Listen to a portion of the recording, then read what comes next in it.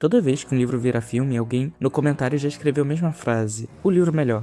E na sequência, o argumento de sempre: não foi fiel ao original.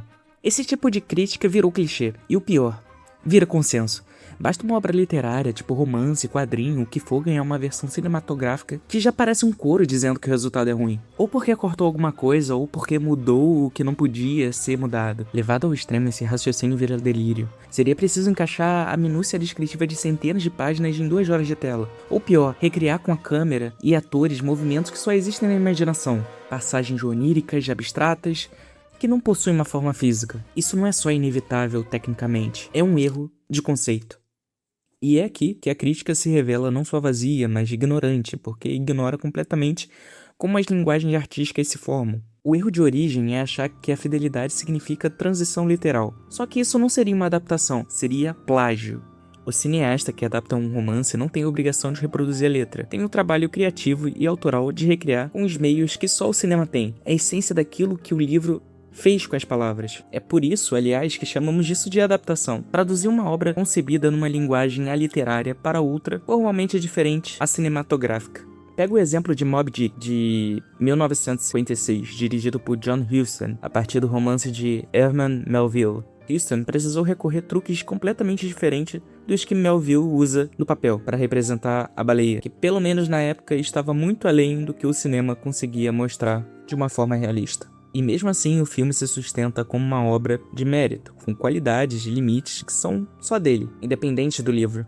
Vamos a outro exemplo, a Sinfonia Pastoral de André Gide. A sutileza desse livro depende, em grande parte, de uma coisa quase invisível, o uso dos tempos verbais. O que os estudiosos chamam de passados simples, um recurso puramente literário. À primeira vista, parece impossível de traduzir para o cinema. No entanto, Jean Delanoy, na adaptação de 1946, encontra uma saída. Ele constrói um filme inteiro em torno do inverno, da neve. Transforma um detalhe gramatical em um símbolo visual. E o mais curioso é que essa neve não existe no livro. A história originalmente se passa no verão, mas isso não trai a obra. Pelo contrário, revela uma compreensão mais profunda do que qualquer cópia literal conseguiria. Como escreveu o crítico André Bazin, a neve sempre está presente, carregada de um simbolismo sutil e polivalente que modifica insidiosamente a ação, que a afeta com um coeficiente moral permanente, um valor que talvez não seja tão diferente daquele que o escritor buscava com o uso dos tempos verbais. A ideia de envolver essa aventura espiritual com a neve, de ignorar sistematicamente o verão da paisagem, é um achado especificamente cinematográfico, ao qual o diretor foi conduzido por uma leitura inteligente do texto.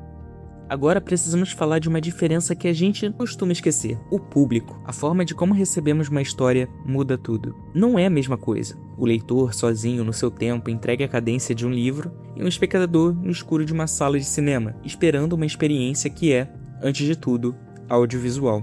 Cada um responde a estímulos diferentes. O que na literatura seduz pela sugestão, pelo que fica por dizer, no cinema pode simplesmente não funcionar. Algumas coisas expostas direto ao olhar perdem simplesmente a força.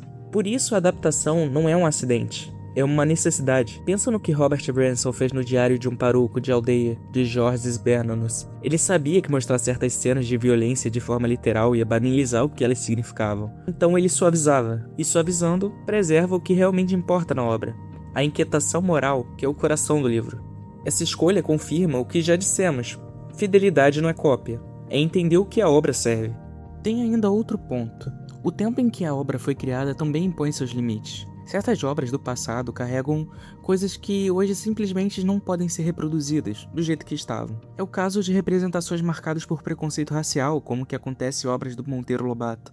Para quem não sabe, o que eu acredito que seja impossível hoje em dia, Monteiro Lobato integrou a Sociedade Eugênica de São Paulo, um movimento que pregava a superioridade da raça branca antes da raça negra. E uma das promessas que ele fez aos seus amigos eugenistas foi a de, em suas próprias palavras, propagar as ideias eugenistas de forma lúcida pelo seu encantamento. Foi dessa promessa então que nasceu em 1920 a famosa série de livros infantis do Sítio do Pica-Pau Amarelo, onde, por exemplo, a única personagem negra da história, que trabalhava como cozinheira da casa grande da sim a Dona Benta, é xingada em vários momentos com termos racistas como preta beiçuda. E bem, nesse caso, cabe a quem adaptar, filtrar e ressignificar esses contextos. Foi por exemplo, o que aconteceu na adaptação do Sítio do Pica-Pau Amarelo para a televisão em 2001, dirigida por Márcio Trigo e Roberto Talma, onde todas as falhas racistas do original foram, obviamente, retiradas. Outro caso, talvez menos conhecido por aqui, seria o do Kamen Rider, criado por Shotaro Ishinomori, a sua versão atualizada,